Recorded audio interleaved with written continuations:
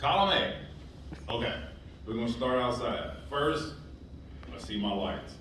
The ones that are amber in color, all properly mounted and secured, not being broken or damaged.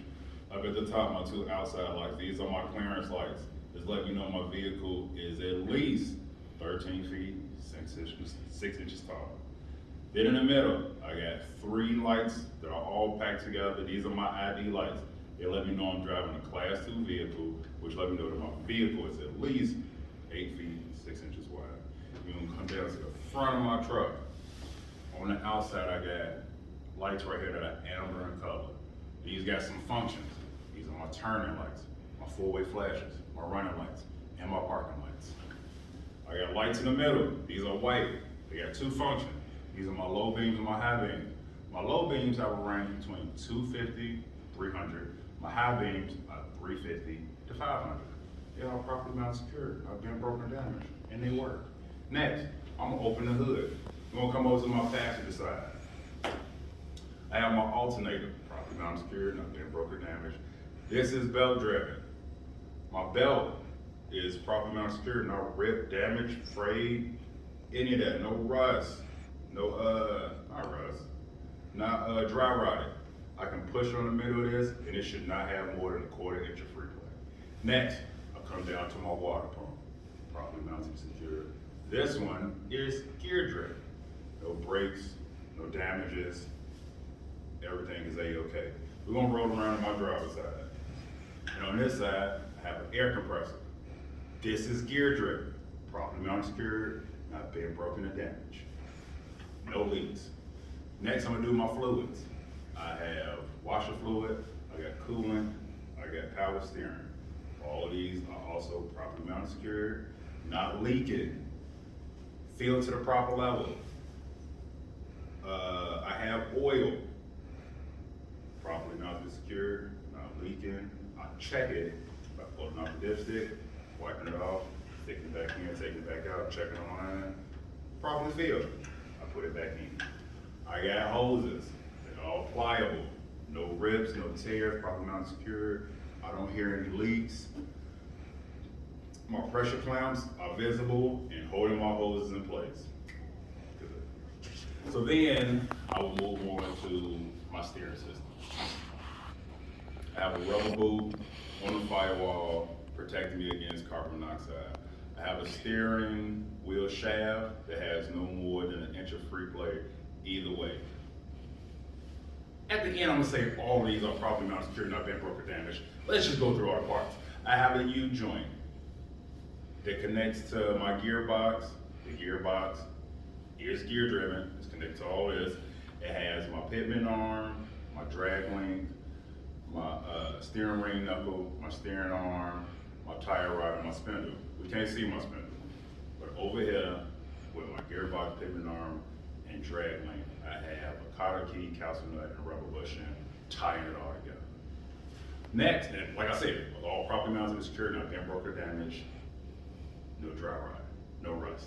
Next, I'm gonna go to my suspension system. I have a frame, start off with the frame, no illegal welds, properly mounted and secured, not bent, broken, or damaged. I have a front and back spring hanger, same thing, properly mounted, secured, all of it. I got spring shackle that's connected to my back spring hanger by two eye bolts. Both of those are there, not loose, properly mounted secured. Then I have my leaf spring. I can't have more than a quarter of these missing or broken or damaged, that'll put me out of service. I have my U-bolts, my saddle, and my axle. All holding on to that leaf spring, properly mounted secured, not being broken or damaged. And I have my hydraulic shock absorber, properly mounted secured, not leaking. That thing can leak. Then I'll move on to my brake system, my brakes. So we start with the brake line, properly mounted secured, not being broken or damaged, no leaks. My brake chamber, properly mounted secured, not being broken or damaged, no leaks. My push rod and slack adjuster, no more than an inch of free play, properly mounted secured, not being broken or damaged. My S-cam shaft. So my S-cam shaft has my S-cam rollers, and my return springs.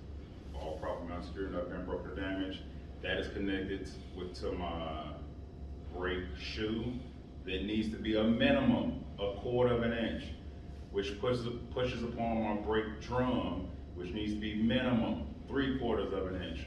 All properly mounted, secure, not bent, broken, or damaged. No oil. This cannot be lubed in any way. You got a major problem. Next, I'll move on to my tires. First things first, there's nothing on the ground that I can see that will puncture these tires. Now, since we in the front, these are my steering tires. These are very special because they cannot be recapped, regrooved, or retreaded. They need to have a minimum 432 seconds tread depth all around in every tread.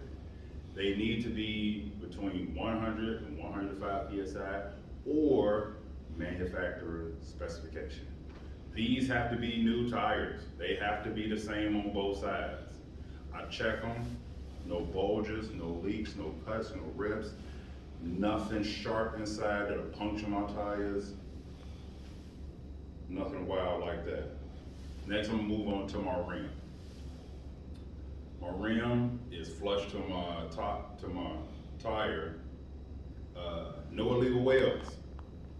All my lug nuts are visible. They all there. No shiny metals or rust indicating that they loose. I have a hubcap seal. This is why I check my oil on these tires. It is present. It is intact, not been broken or damaged. So when I check my oil, it needs to have 1/3 filled with 90 weight gear oil.